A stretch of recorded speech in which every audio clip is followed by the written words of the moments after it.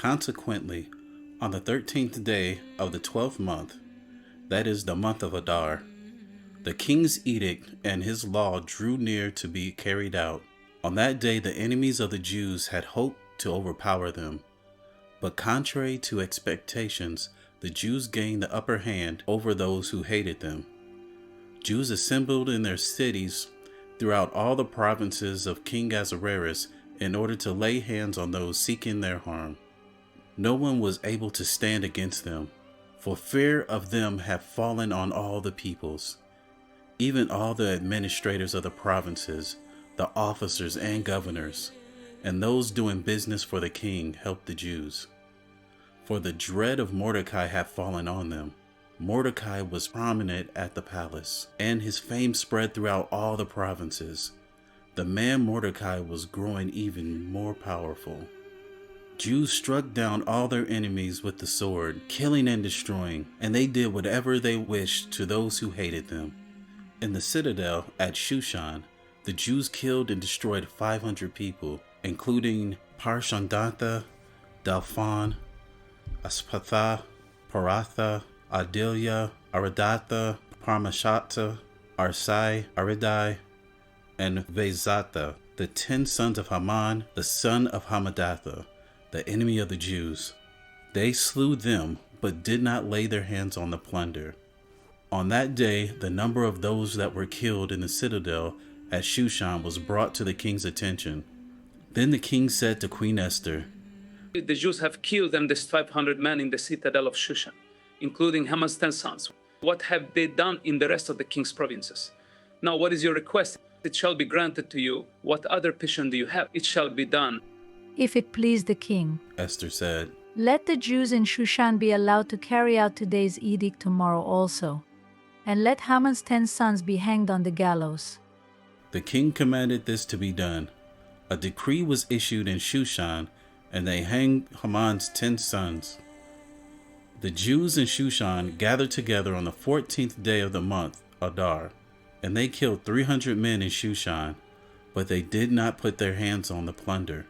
Meanwhile, the rest of the Jews who were in the king's provinces gathered together to protect themselves and to get relief from their enemies. They killed 75,000 of their enemies, but they did not lay their hands on the plunder. This happened on the 13th day of Adar, and on the 14th day they rested, making it a day of feasting and gladness.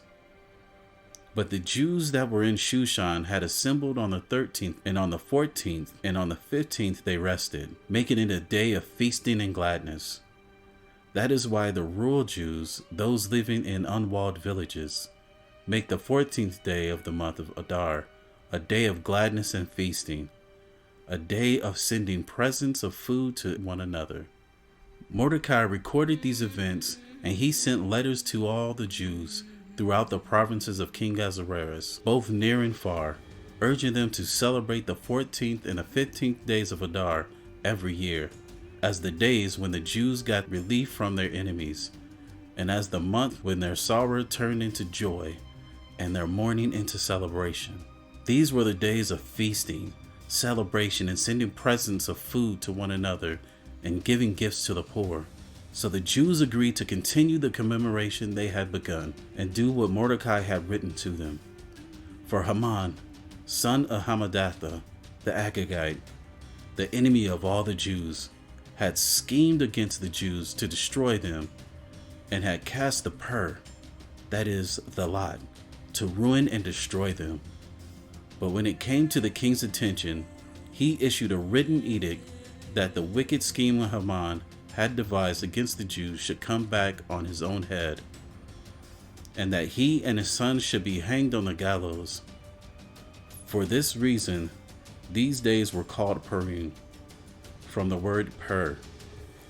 Therefore, because of everything in the letter, and because of what they had seen and what had happened to them, the Jews established and took upon themselves, upon their descendants, and upon all who joined with them, that they would commemorate these 2 days in a way prescribed and at the appointed time every year. These days should be remembered and observed in every generation, by every family, and in every province, and in every city.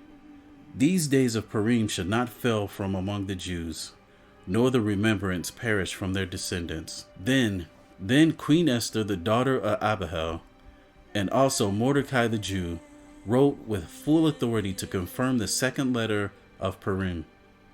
He sent letters to all the Jews in the 127 provinces of the king of Ahasuerus with words of shalom and truth, to establish these days of Purim at the designated times, just as Mordecai the Jew and Queen Esther had decreed for them, and just as they had established for themselves and their descendants matters regarding their times of fasting and lamentations.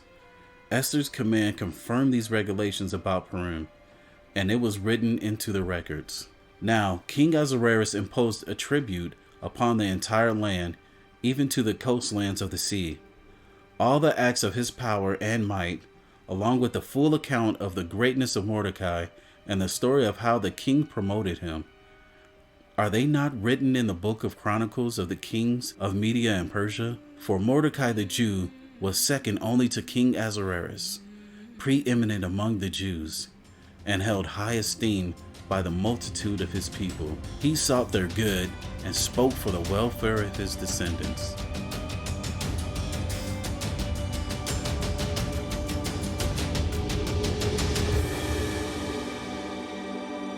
Hmm.